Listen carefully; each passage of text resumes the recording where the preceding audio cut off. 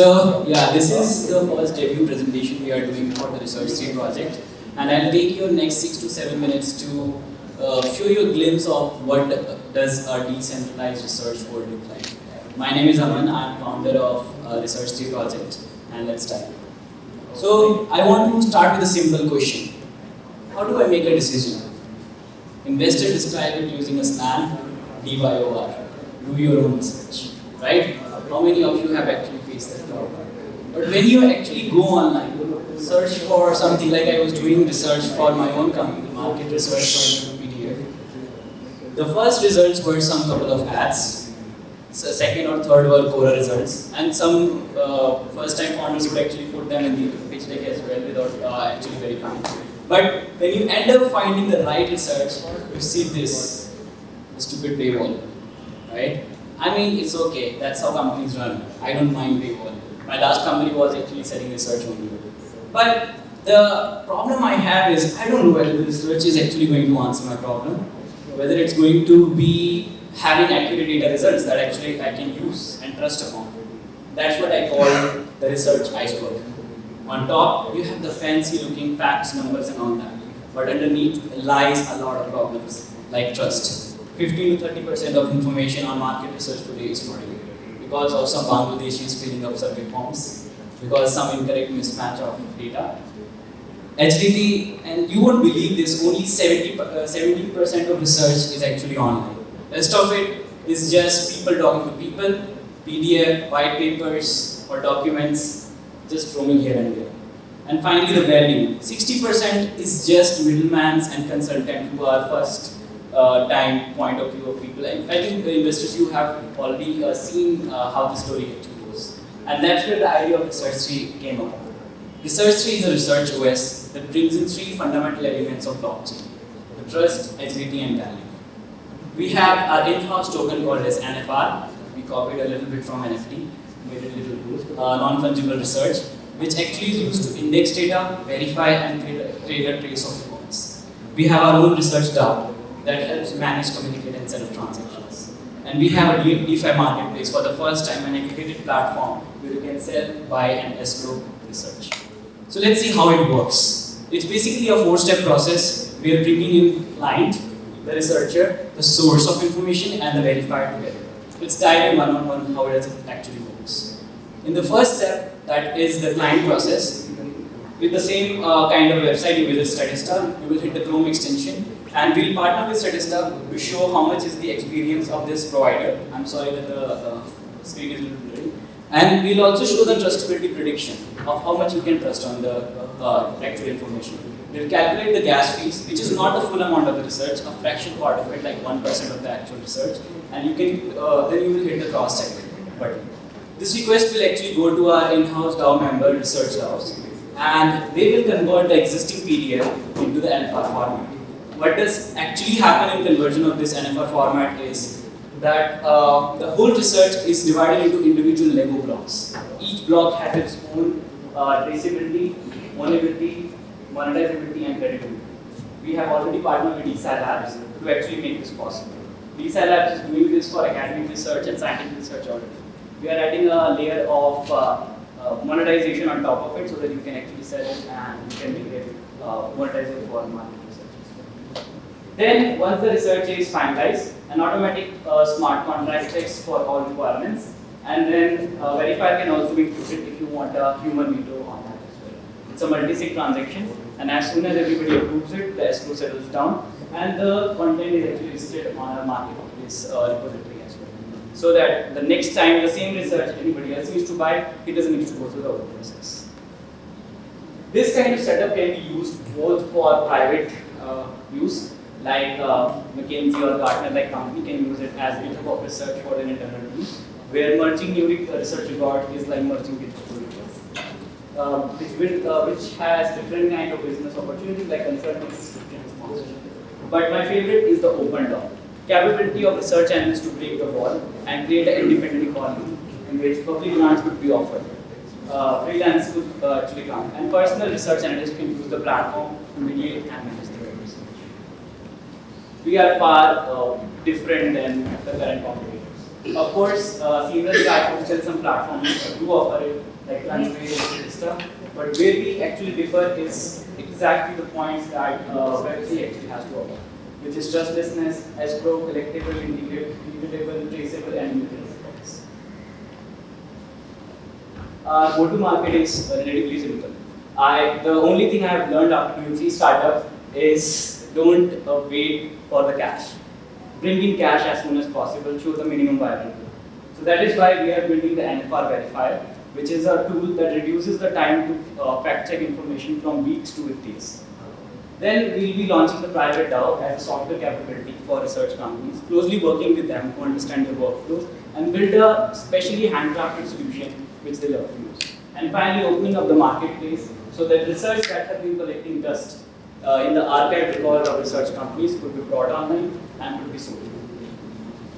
Later on, we can also use this to monetize academic research, scientific research, and research.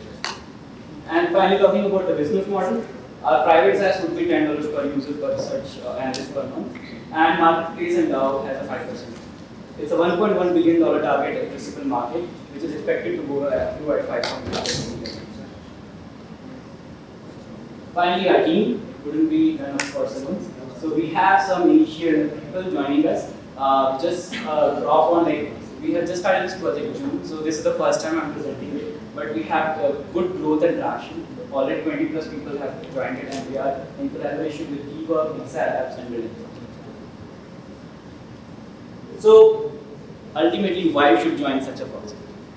First one, it's a unique opportunity. I always scratch my head, how do I actually use NFT? How I can actually change the world and help people solve a problem. But this sounds kind of convincing that, okay, finally you can use Web3 and NFT to actually solve some problems. I myself am a seasoned founder. I have done 3 startups, have 3 successful exits. So this one is actually a derivative of my last company that was a market research company doing it. And I took a successful exit and I'm doing this full time with this. And the cause is really noble. To solve the current world's problem, we need to have more and more projects like this, which can make knowledge available and accessible to people. It's an early traction community model in which we are not waiting for the full product to develop. We can partially launch the NFR verifier in a private mode and get started. And finally, my favorite, for the first time experimenting with community-driven models, and we are already building it public. Including this presentation, a lot of elements of this presentation has been internalized. So that's research 3. And if you love the idea, please scan the code, join our Discord, and we have our own community member Bart over here. Hit him for some swags and any questions. Thank you.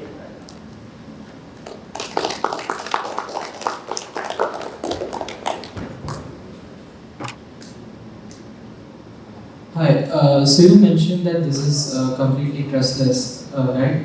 So the engine that actually verifies the research and everything, is that going to be open source? Is that how you see it? That's the idea. I'll be completely honest, I'm more focused on validating the problem first and building the MVP. I already have prototypes I would love to show you in person.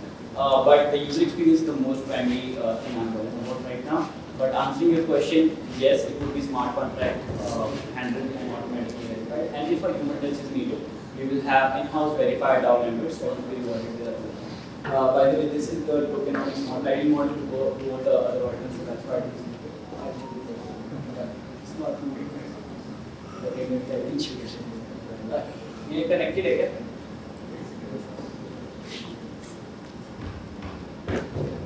Okay. So yeah, the DAO members will be rewarded with the in-house DAO. So you're like I can go to Statistica and see the value of how good the data is, right? Like there's some score for that. Is that something that you guys are offering, or is it something that you're taking through APIs? And why doesn't the website show it in the first place? Good question. So basically, I did try to research a little bit on that. There is a standard consortium called as SMR, which is a consortium of 750 plus research companies, and plus grades, research, and companies. But it is still running on very human intensive and those kind of models. Where we actually differ is that the simplest way to understand it is like we are using the code quality metrics we have in open source code to research in PDF format. But for that, we need to move away from the PDF format into this dynamic NFR. So for this, we need to have an aggregated system that all members will accept and provide them a solution in which they can. You will be surprised to know like there is no software in the whole market research which is used to manage this. Okay. So let's say I want to buy a research paper. So I can buy this paper. It will be then divided into subsections, and this other people like verifiers can come in and read it, and they'll be doing some checking or seeing the quality of it, and then I will be given. What will I be given from that? Like, as a person who purchases it. So basically the problem is that let's say you have a researcher and I'm the customer, right? The only problem is who gives the money first, who gives the research first. If you give, I give the money first, I'm doubtful, oh, I won't get my money back, right? And you are like, if I give the research first, why would I pay? So you need an escrow in middle, which will actually settle this thing, and we are going to do with smart contracts. To answer the problem of how verifier actually are getting rewarded, they'll be rewarded with a fraction of incentivization of the whole cost of the research. So let's say 5% is the DAO fees, which is actually directly incentivized to developers. So would that be on the first time or every time someone purchases research, the verifier would get money? Yes, so amazing question. So the first time, of course, we have to index and verify it on the NFR format. But second time, you can request it, which will cause a higher gas fees. But if you just want to purchase it, you have to pay the simple. The same user, right? For example, let's say as a user, I got a research which verified and got on your system or marketplace, right? Yeah. Then Dhai comes and he also purchases the same thing. Exactly. So if already the questions that he has are already answered, the checks are met, you don't need question on that. So within seconds you can actually buy the research. But if you want to recheck and re-verify it, then he can raise that request.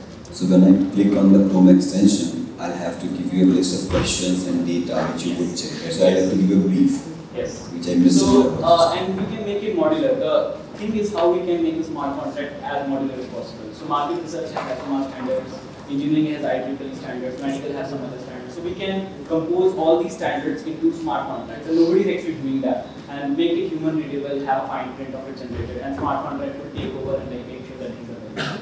And then if you want an additional layer, we have the verified DAO member who can actually come in for a small incentive and does the verification process. So is this system in Web2 where I buy, let's say, a research paper and then I upload it somewhere in there, so I don't have to read it and I can see if I can get my answers? Are you talking about how it works traditionally today? Yeah. Yes, it is stored on normal PDFs, on S3 buckets. It's PDF actually. There is no other format in which research is actually done today. So even if like how white papers are published and all that, they are still published in PDFs. But how we are actually doing, ESA Lab stores everything on IPFS storage, so it's always immutable and over there. And I would love to show you the demo.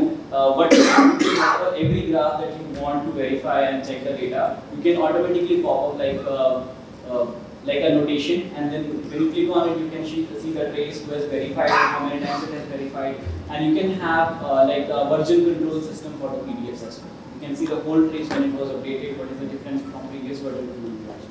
So there is open ID, it's on IPFS, right?